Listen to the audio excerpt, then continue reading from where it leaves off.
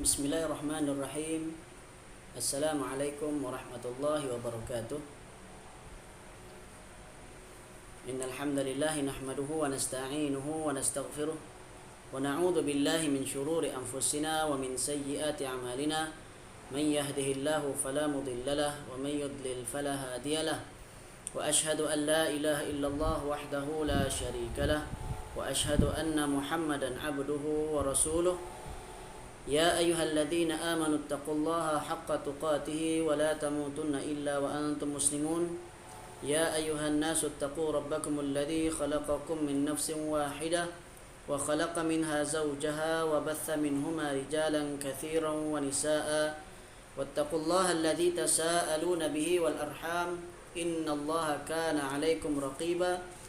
يا أيها الذين آمنوا اتقوا الله وقولوا قولا سديدا يصلح لكم أعمالكم ويغفر لكم ذنوبكم ومن يطع الله ورسوله فقد فاز فوزا عظيما. أما بعد.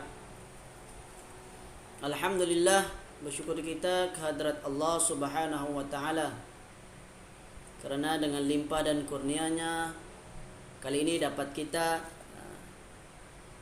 membuat ataupun menyambung kuliah perisai bagi sekalian mukallaf,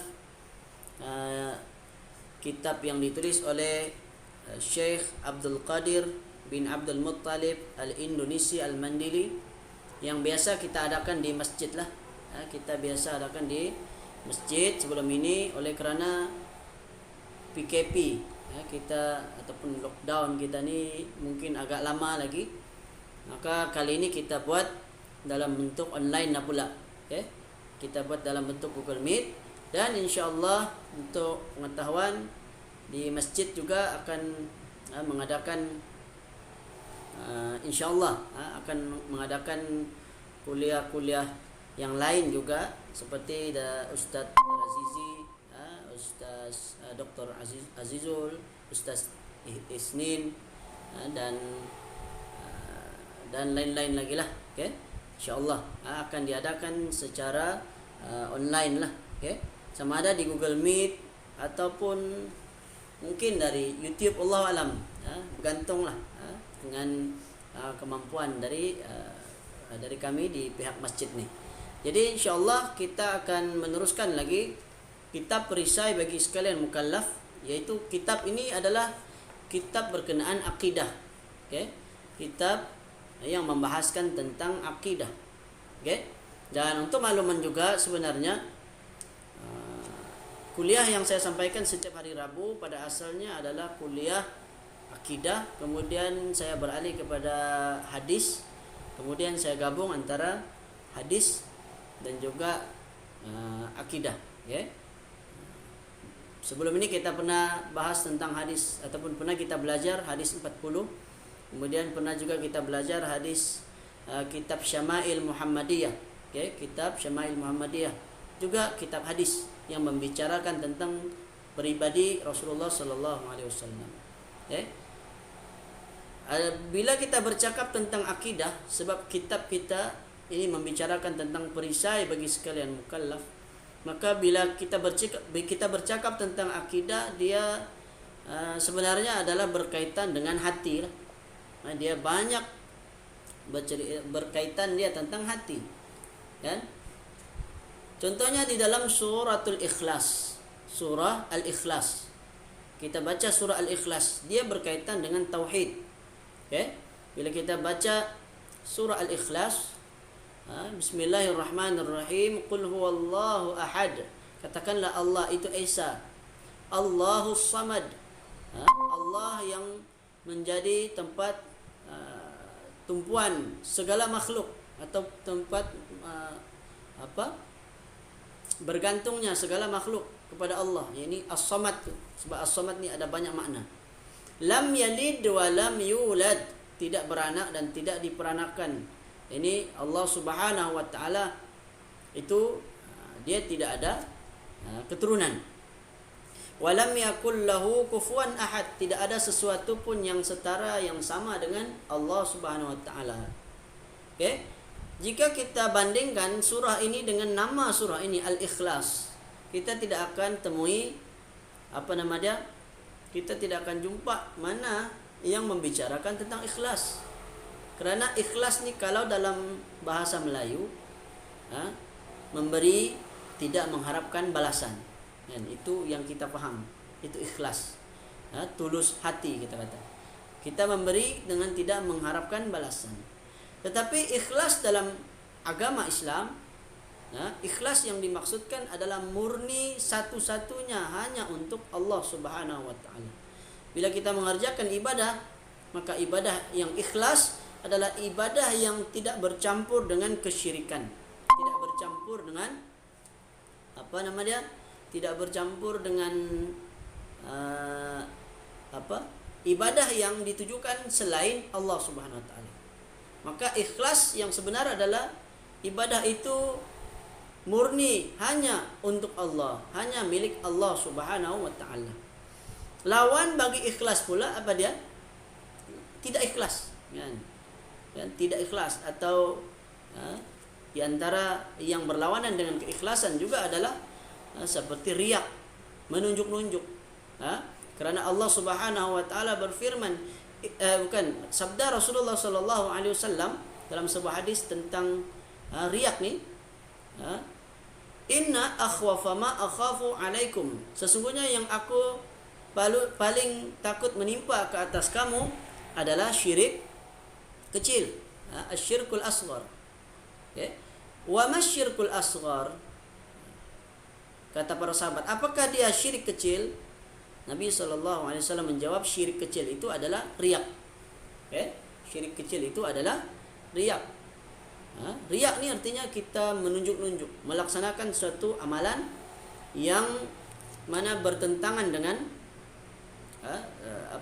kita melaksanakan suatu amalan bukan kerana Allah, tapi kerana menunjuk-nunjuklah. Daripada perkataan ro'a ni lihat, dia memperlihatkan amalannya. Ketika mana ada orang melihat dia beramal soleh, beribadah atau solat contohnya, maka dia bersungguh-sungguhlah. Ketika mana dia tidak ada orang melihat, maka solatnya sambil lewat atau sangat cepat sekali. Dan bila ada orang melihat, maka solatnya slow, perlahan-lahan. Begitu khusyuk, tawaduk. Hakikatnya dia beribadah hanya kerana ada orang melihat. Maka itu termasuk syirik yang kecil. Maka lawan, sebab itulah lawan bagi kalimat ikhlas adalah syirik menurut agama lah. Jadi di dalam hadis Nabi SAW bercerita tentang ikhlas ni, oleh kerana akidah ni dia sangat berkait rapat tentang keikhlasan. Bila kita buka Sahih Al-Bukhari, kita buka hadis 40, kita buka Riyadhus Shalihin, kebanyakan rata-rata para ulama memulakan kitab hadis mereka dengan hadis yang pertama ini, yaitu apa dia?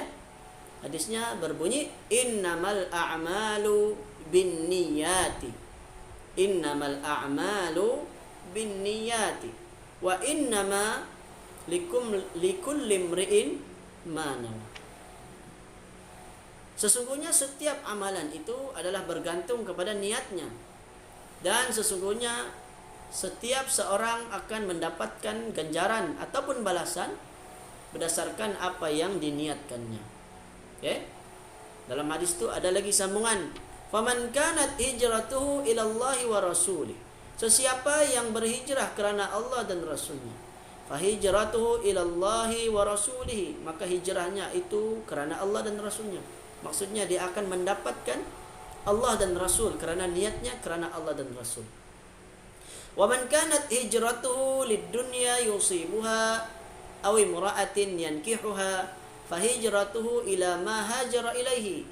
Sesiapa yang hijrahnya adalah kerana dunia yang ingin dikecapinya, atau kerana wanita yang ingin dikahwininya atau dinikahinya, fahijratuhu ila ma hajara ilaihi, maka hijrahnya menuju apa yang dihijrahkannya.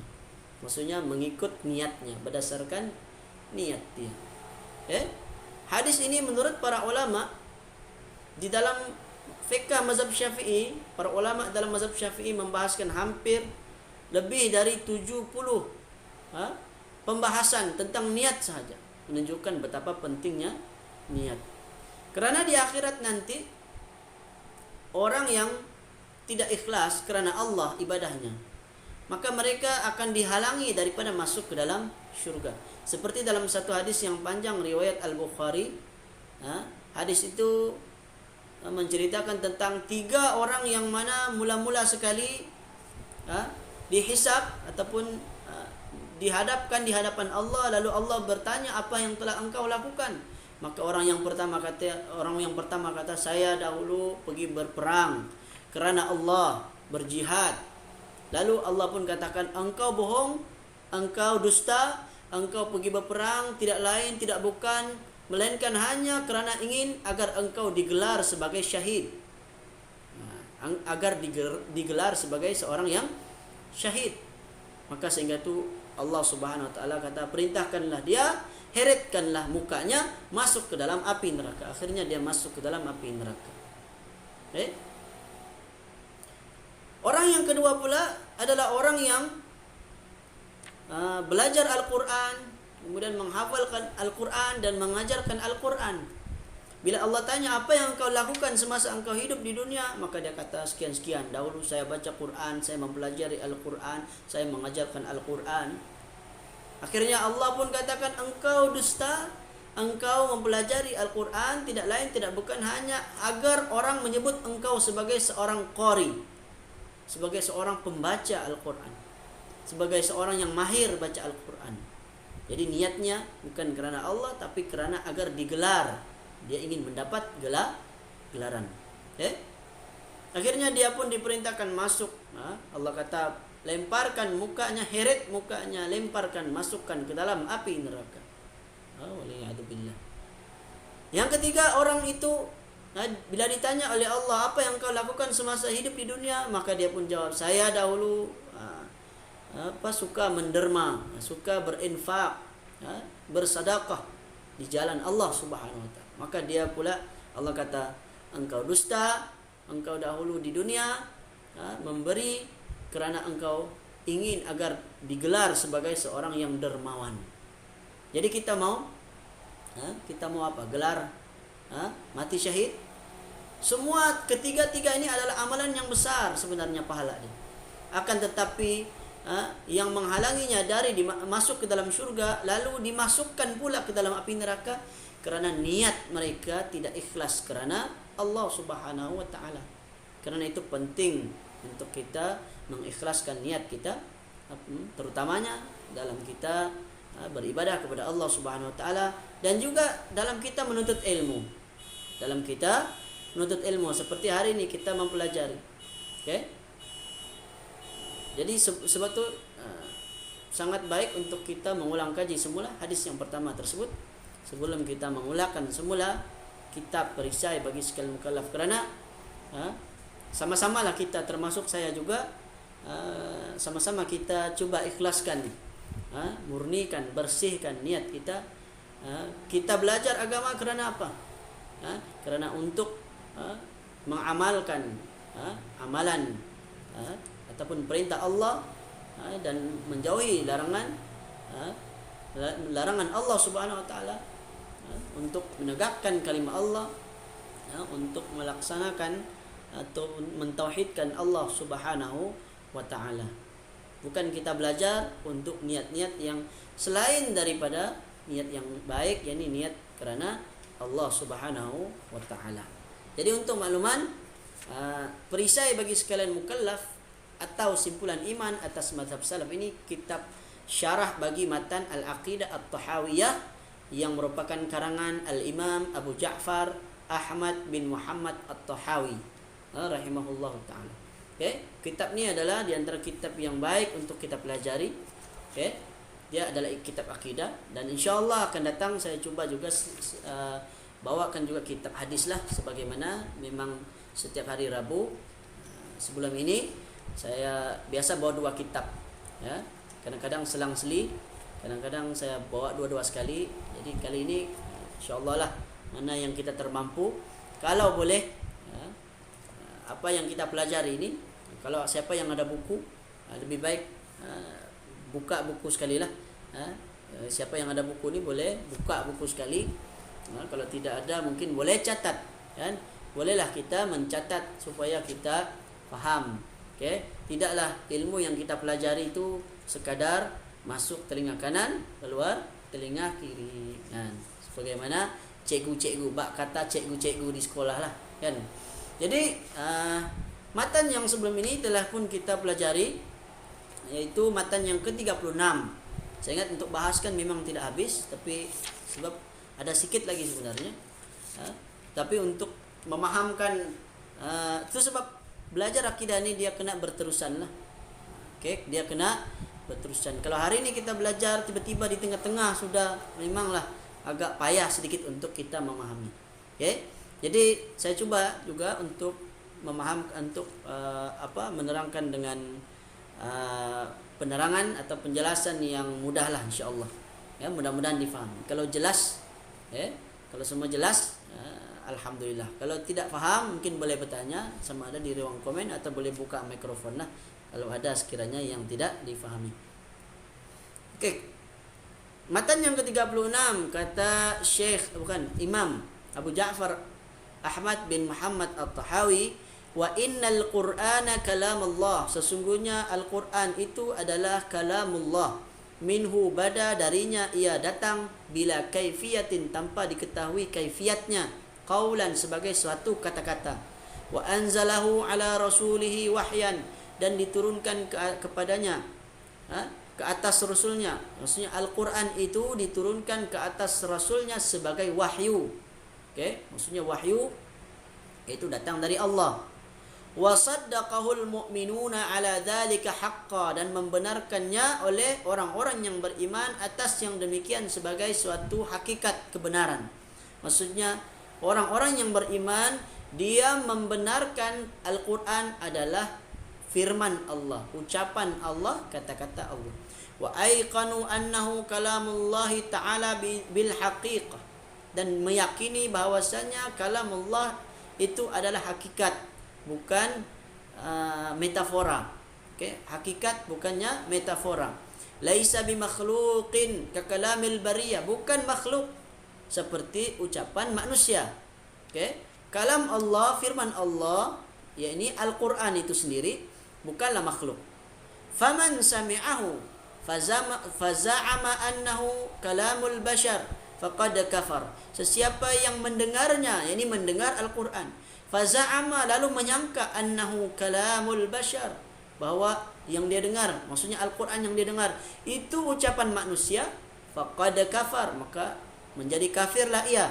Wa qad dhammahu Allah wa 'abahu wa au'adahu bisaqar, dan sesungguhnya telah mencela oleh Allah dan telah memberi janji ataupun bukan menyediakan untuknya neraka sakar. Saya tengok dulu.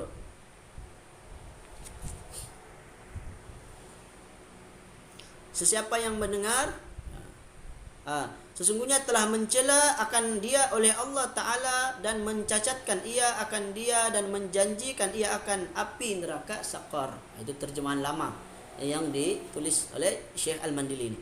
Okay? Maksudnya Allah mencela, dhammahu, Allah cela. Okay? Kemudian Allah cacatkan dan Allah janjikan dengan neraka sakar. Yaitu apa?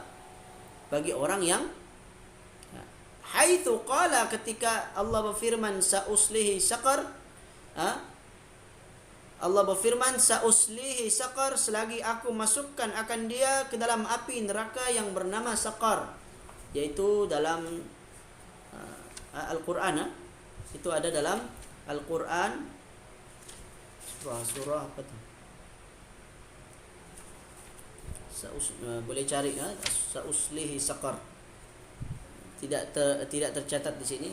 Ada, saya punya catatan pun saya tidak bawa. Jadi boleh cari sauslihi sakar tu ada dalam ayat Quran. Allah berfirman, aku akan masukkan dia ke dalam api neraka. Falamma au'ada Allah bi saqara liman qala inna hadza illa qaulul bashar. Yaitu ketika mana Allah Subhanahu wa taala menjanjikan dengan api neraka Saqar, maka kata orang kafir, tiada ini Al-Quran melainkan perkataan manusia.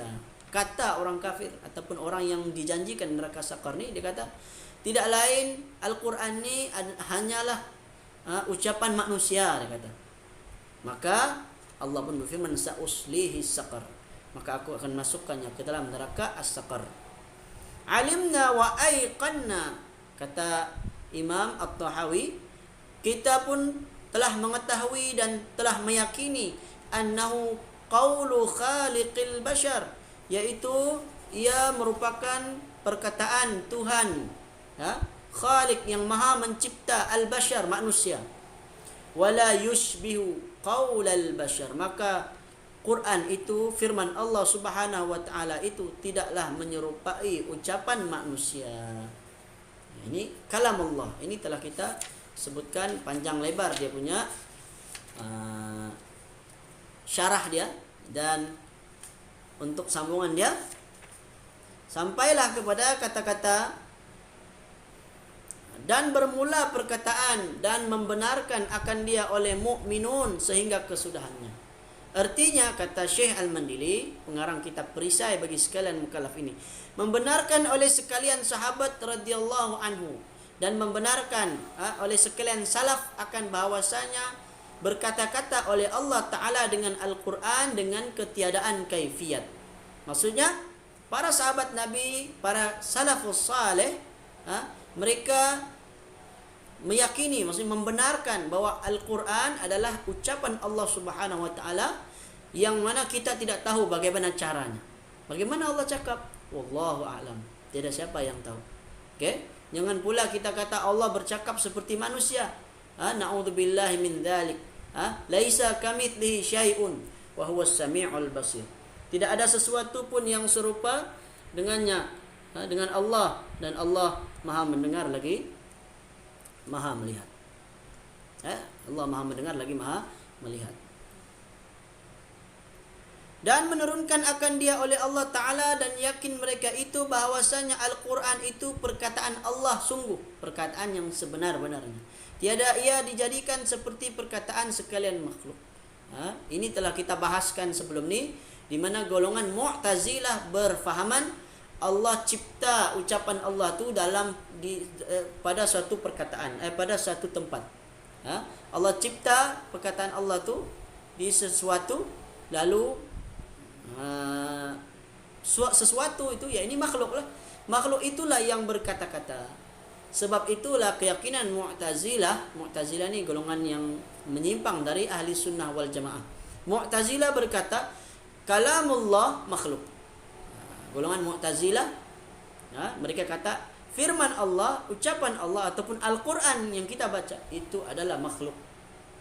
Dan ahli sunnah wal jamaah mengatakan Al-Quran laisa bimakhluqin, bukanlah makhluk. Al-Quran kalamullah. Al-Quran adalah ucapan Allah, firman Allah, bukan makhluk. Ini beza dia. Kita kena tahu, kalau dahulu kita pernah baca ada 9 pandangan.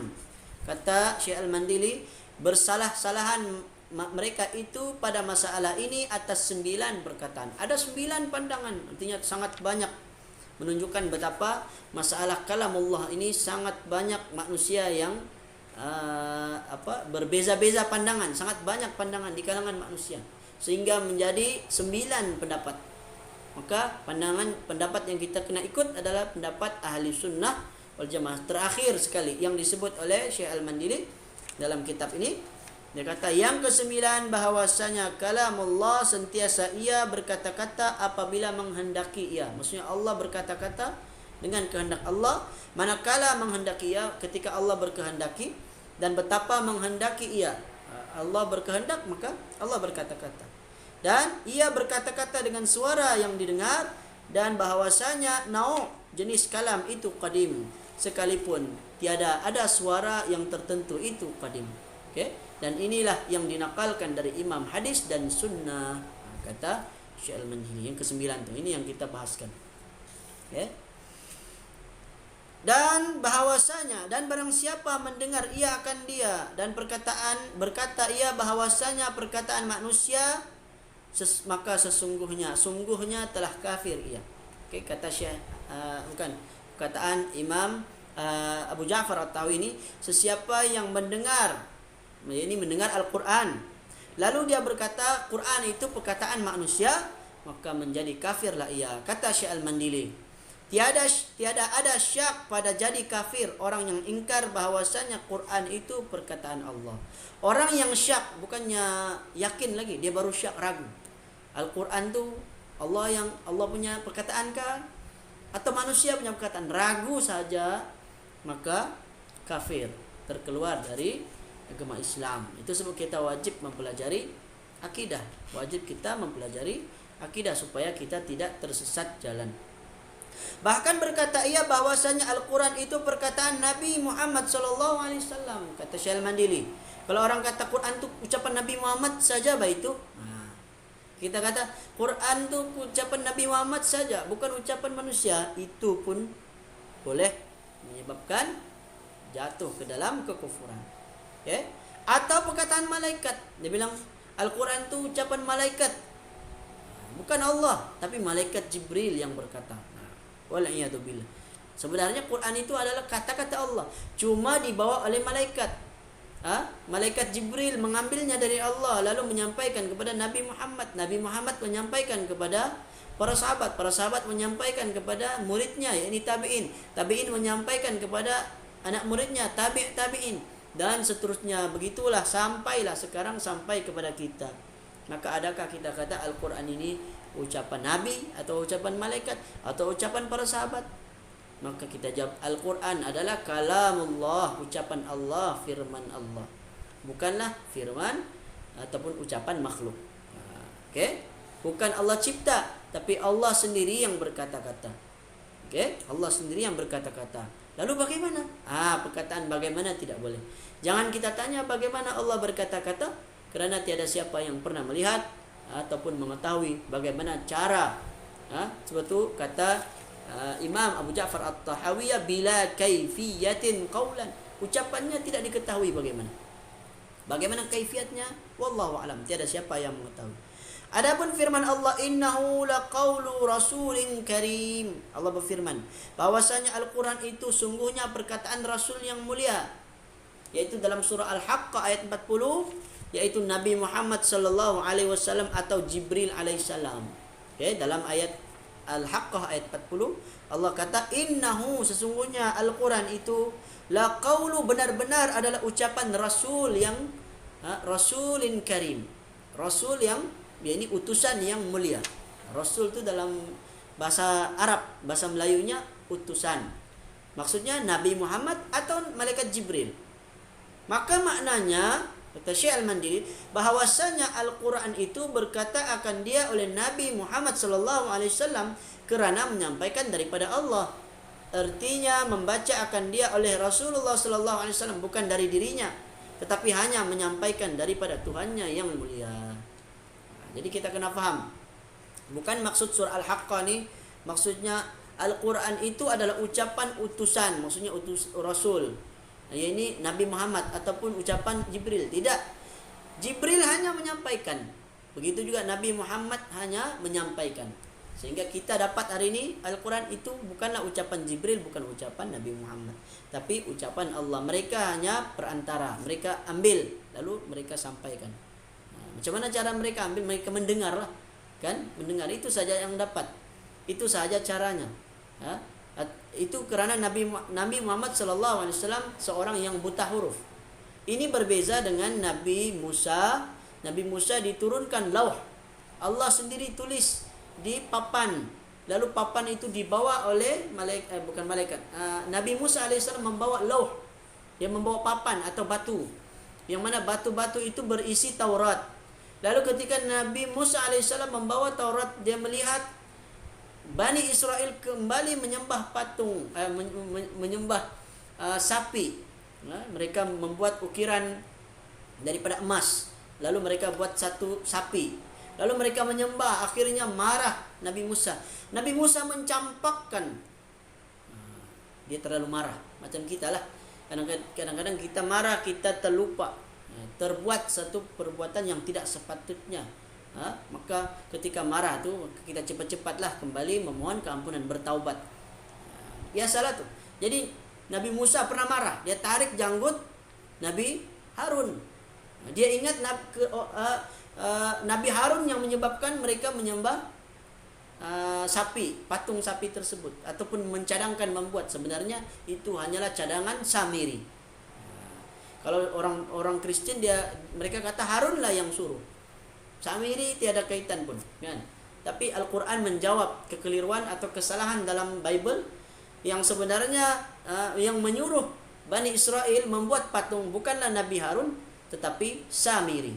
Adapun Nabi Harun hanya mencegah. Nabi Harun memberi nasihat, jangan buat patung. Tetapi tidak diendahkan, tidak dipedulikan. Lalu akhirnya kembalilah Nabi Musa pun tahulah dia bahwa bukan Nabi Harun yang salah. Okey. Tapi kata para ulama, ketika dia melepaskan, mencampakkan, menjatuhkan lauh, papan ataupun batu-batu yang tertulis Taurat tadi, itu menunjukkan, kata para ulama, satu tanda menunjukkan bahwa Taurat tidak akan kekal tetapi akan berubah. Dan benar-benar berlaku, dan dia telah pun diubah sehingga hari ini dia telah diubah. Yang hanya kekal hanyalah Al-Quran. Taurat, Injil dan Zabur mengalami perubahan. Okey, sehingga waktu yang ditetapkan oleh Allah mengalami perubahan. Kemudian daripada matan Imam At-Tahawi, dan tiada menyerupai ia akan perkataan manusia. Ini yang terakhir, yaitu Al-Quran, kalamullah, firman Allah, tiada menyerupai perkataan manusia. Maksudnya Al-Quran, perkataan Allah itu adalah berbeza, tidak sama. Ucapan manusia mengalami kesalahan dalam tata bahasa, mengalami kecacatan. Macam saya kadang-kadang ucap sesuatu, kadang-kadang bila dengar balik rakaman, oh ternyata saya terubah, tertukar tanpa saya sedari, kan? Betullah, itu kelemahan kita manusia. Tapi Allah Subhanahu wa taala, kata-kata Allah yang dirakamkan sehingga yang dibukukan, kan? Dikumpulkan di dalam satu mushaf, yakni Al-Quran itu sendiri, sehingga hari ini menjadi mukjizat. Pelbagai cabang ilmu ada di dalam Al-Quran. Manusia mengkaji, ternyata apa yang manusia kaji 1400 tahun lalu sudah ada dalam Al-Quran, yang mana kita tahun 1900 baru ada penemuan dari kalangan manusia. Banyak sebenarnya. Kita boleh buka kitab-kitab seperti Al-Quran dan Sains, kita akan jumpai banyak seperti kejadian di dalam perut ibu, kan? Tiada siapa yang mampu mengetahui, sebab zaman dulu tidak ada mikrofon. Ketika mana hadis tentang kejadian manusia di perut bumi, di perut ibu, itulah manusia ini selalu salah cakap, kan? Jadi ketika dalam proses tu, hadis tu disampaikan kepada Ibnu Mas'ud, Abdullah bin Mas'ud. Maka Abdullah bin Mas'ud ketika dia meriwayatkan hadis tersebut, dalam hadis 40 pun ada hadis yang keempat, ya. Sebelum dia sampai itu, dia baca hadis tu, Abdullah bin Mas'ud akan mengatakan as-sadiqul masduq. Kata Abdullah bin Mas'ud, Nabi Nabi Muhammad adalah seorang yang sadiq, orang yang jujur. Al-Masduq, yang dibenarkan, seorang yang benar lagi dibenarkan. Menunjukkan bahwa apa yang akan disampaikan oleh Nabi Muhammad tentang hadis tersebut adalah suatu yang luar biasa, yang tidak diketahui oleh manusia.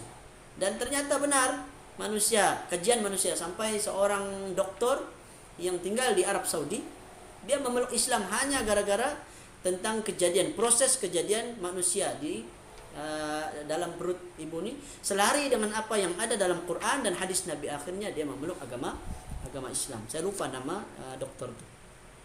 Jadi kata Syekh Al-Mandili, artinya bahwasanya Al-Quran itu lebih mulia dan lebih fasih dan lebih benar daripada perkataan sekalian manusia dan sekalian makhluk. Quran itu lebih mulia, lebih fasih, lebih benar perkataannya. Firman Allah, wa man asdaqu minallahi haditha, dan tiada ada seorang yang lebih benar daripada Allah Ta'ala daripada pihak perkataan. Ini terjemahan dulu. Surah An-Nisa ayat 87.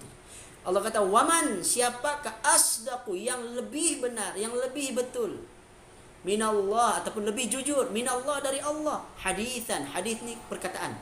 Siapakah perkataan yang lebih benar, yang lebih jujur, lebih betul? Sudah tentu Allah. Dalam ayat Quran yang lain, qul la in ijtama'atil insu wal jinnu ala an ya'tu bimithli hadzal Qur'an la ya'tuna bimithlihi. Artinya, berkata olehmu wahai Rasulullah bagi mereka yang menyangka Al-Quran itu perkataan manusia, demi Allah, jika setuju sekalian jin dan manusia dan malaikat atas mendatangkan seperti Al-Quran ini pada elok sebutan dan sempurna makna, nescaya tiada kuasa mereka itu atas mendatangkan seumpamanya, sekalipun ada setengah mereka itu menolong akan setengah.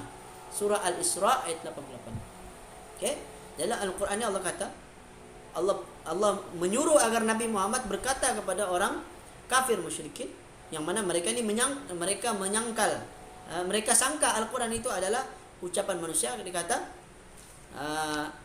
jika jin dan manusia mereka semua cuba untuk mendatangkan Al-Quran yang baru selain Al-Quran, maka nescaya mereka tidak akan dapat.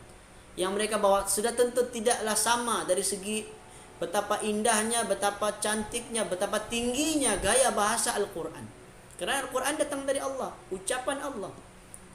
Sehingga tu hari ini orang belajar bahasa Arab untuk membenarkan bahasa Arab mereka itu benar atau tidak, rujukan mereka adalah Al-Quran.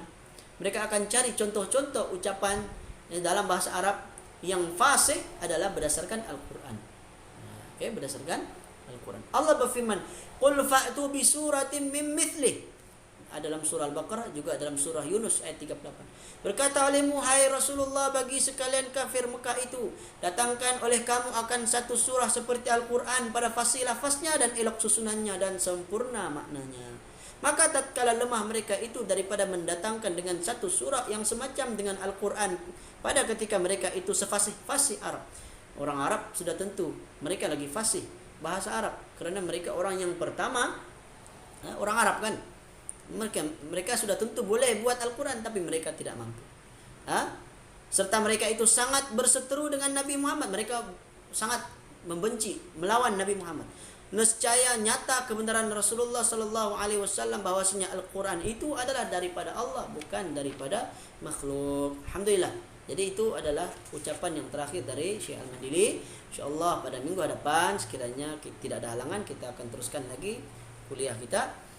Pada matan yang ke-37, ini adalah sambungan, ini matan yang baru yang belum pernah kita sebutkan lagi sebelum ini. Jadi mudah-mudahan ada manfaat yang kita boleh dapatkan bersama daripada kuliah pada kali ini. Saya ingat tidak ada soalan kali ya.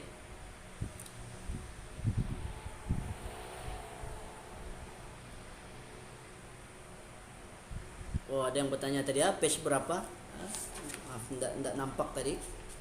Okey, mungkin boleh carilah. Matan yang ke-37 akan datang. Okey, habis sudah. Jadi minta maaf tadi, tidak sedar ada message.